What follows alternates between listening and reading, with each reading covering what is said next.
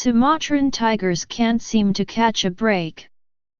This week, a study containing good news about the population of this endangered cat also carried a disclaimer that there was probably no cause for optimism. The new study, published Tuesday in Nature Communications, relied on images from more than 300 trap cameras as well as data from decades of similar studies.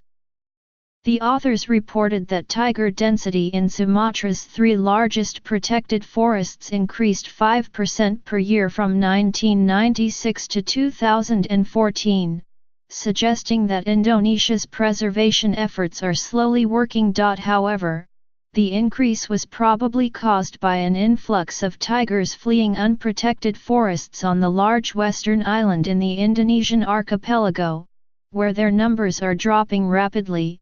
The researchers said. That means small gains in the protected areas are probably dwarfed by the species' overall decline. Densities have increased, but that has not reduced the threat of extinction, because the habitat is being cut down and fragmented, said Matthew Luskin, a research fellow with the Smithsonian Institute in Singapore and an author of the study.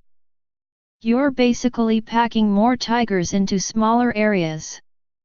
Though no one knows exactly how many Sumatran tigers remain, estimates range from about 400 to 500, down from 1,000 in 1978.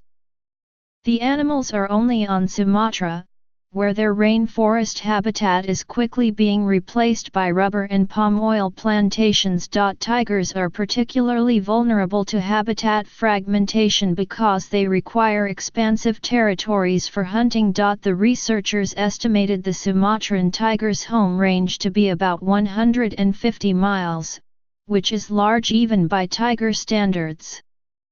These tigers cover an insane amount of area every day, Dr. Luskin said. Poachers also pose a serious threat to the species' survival. A single tiger on the black market is worth well over $1,000, which is often more than the annual income of a person in these communities, he said. In 2014, as a graduate student with UCLA, Berkeley, Dr. Luskin mounted close to 300 motion-activated cameras throughout Sumatran forests, then used the tiger's distinct markings to track individuals. He found that the concentration of tigers outside the protected parks was 70% lower than in the protected areas. He also found that density varied considerably from park to park, suggesting some parks are better than others at keeping out poachers. But Dr. Luskin couldn't draw conclusions about changes in tiger density over time with only a single year of data.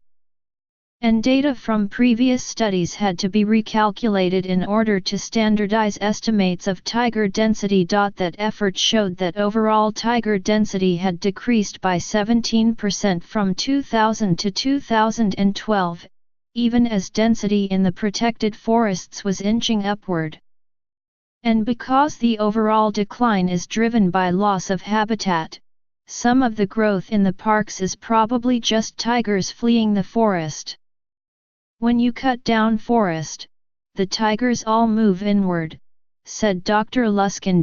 Stopping deforestation would stop the tigers' decline, Dr. Luskin said.